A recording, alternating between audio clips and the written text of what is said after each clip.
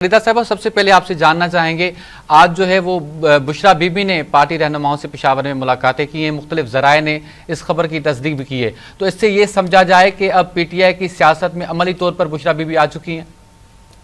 जी बहुत शुक्रिया। ये मेरे लिए इज्जत अफजाई की बात है कि मैं आपके प्रोग्राम में हाजिर हुई हूँ और काफ़ी अरसे से आपकी तरफ से हुक्मनामा मिलता था, लेकिन बस मसरूफियत की वजह से। लेकिन बहरहाल सवाल आपका बहुत अहम है और ये सवाल हम सब सहाफ़ी कर रहे हैं, आप समेत हम सब सहाफ़ी कर रहे हैं। और ये कोई पहली दफ़ा तो नहीं है कि बुशरा बीबी की सियासत में इस तरह से एंट्री हुई है। इससे पहले जब इमरान खान वज़ीर आज़म थे तो सब जानते हैं कि बुशरा बीबी जो है वो डिफेक्टो प्राइम मिनिस्टर थी, वो हुकूमत चला रही थी, या जनरल फैज बजरिया उनके हुकूमत चला रहे थे, या वो बजरिया जनरल फैज हुकूमत चला रही थी। और इमरान खान कोई भी बड़ा फैसला बुशरा बीबी की मुशावरत के बगैर या उनके सलाह मशवरे या उनके जो भी मामलात हुआ करते थे उसके बगैर वो करते ही नहीं थे। पंजाब सारा फराह गोगी कौन थी? वो बुशरा बीबी की दोस्त थी, अभी भी वो दोस्त हैं उनकी, और उनके जरिए पूरा पंजाब चलाया जा रहा था। अब वो खैबर पख्तूनख्वा में जाके तशरीफ फरमा है और वहां पे पहले वो प्रोविंशियल गवर्नमेंट के मामलात चला रही थी, अभी भी चला रही हैं, और अब उनकी बाकायदा एक तरह से आप ये कहें कि पब्लिकली उनकी एंट्री हो गई है सियासत में, जो कि बड़ी अफसोसनाक है, क्योंकि पाकिस्तान तरीके इंसाफ कुछ उसूलों को मद्देनजर रखती है और कुछ प्रोपेगेट करती है कि जी ये हमारे फंडामेंटल्स हैं, ये हमारे प्रिंसिपल्स हैं, ये हमारे उसूल हैं, और उन्हीं उसूलों की बुनियाद पे वो दीगर पोलिटिकल पार्टीज को लताड़ती है, उनको तनकीद करती है। और यही पाकिस्तान तरीके इंसाफ का मैनिफेस्टो भी है और उनका एक नजरिया भी आप कह सकते हैं कि हमने मौरूसी सियासत के पीछे नहीं चलना।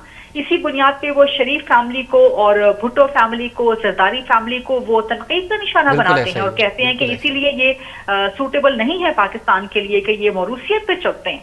तो अब पाकिस्तान तरीके इंसाफ खुद किस जगह पे चल रही है? और दूसरी अहम बात कि ये पाकिस्तान तरीके इंसाफ के अंदर ना सिर्फ इख्तियारात की जंग पार्टी की सतह पे है, बल्कि फैमिली की सतह पर भी है।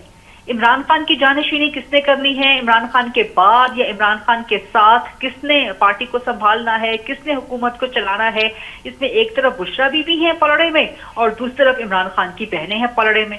अब आप देखेंगे 24 नवंबर की एहतजाजी जो कॉल है उसका अनाउंसमेंट कौन करता है? अलीमा खान करती हैं, साथ में उनकी दूसरी बहन करती हैं।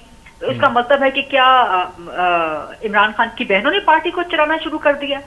पीटीआई के मुताबिक तो ये बहुत बड़ी कॉल थी ना, फाइनल कॉल है, डू और डाई है कि इसके बाद तो आपने कश्तियां वाकई जला दी अपनी। तो अगर तो आपने पैगाम रसानी करनी थी, अगर तो अडियाला में नहीं बाकी लोगों से मुलाकात करने दी जा रही, तो ठीक है, इमरान खान अलीमा साहिबा को पैगाम देते कि जी आप जाके बैरिस्टर गौहर को ये पैगाम दे दें, तो अलीमा साहिबा एक मैसेंजर का किरदार अदा कर सकती थी। लेकिन उसके बावजूद उन्होंने आके सामने और बाकायदा ऐलान कर दिया, बाकायदा अनाउंसमेंट कर दी, उन्होंने एहतजाज की कॉल की। तो ये तो मेरा ख्याल है कि जो पीटीआई के चेयरमैन हैं बैरिस्टर गौहर, उनके लिए भी बड़ी एक बाइसे तज़हीक और बाइसे तजलील ये बात होनी चाहिए और होगी भी। और बाकी पार्टी के जो ओहदेदार हैं उनके लिए भी, बाकी जो इलेक्टेड मेंबर्स हैं, फिर आप देखें इलेक्टेड मेंबर्स को पंजाब से उठा के आज केपी में बुलवा लिया गया। बिल्कुल। तो इसका मतलब ये है कि आपने पंजाब की सियासत से शिकस्त तस्लीम कर ली है, आप पंजाब में टिक के बैठना ही नहीं चाहते। आप समझ रहे हैं, आपने मान लिया है, पीटीआई ने मान लिया है कि पंजाब में हम सियासत नहीं कर सकते। ये इलेक्शन फरवरी में, और अब जाके फरवरी से लेके अब नवंबर दिसंबर के एंड तक अब आपको ख्याल आ रहा है कि जी हम वहां पे मीटिंग्स नहीं कर सकते। मीटिंग्स तो वहां पे सारी हो रही हैं, अपोजिशन लीडर रोजाना असेंबली में होते हैं, रोजाना वहां खिताब करते हैं, बाकी एमपीएस भी असेंबली में जाते हैं, पार्लिमानी पार्टी की मीटिंग्स होती हैं पार्लियामेंट के अंदर।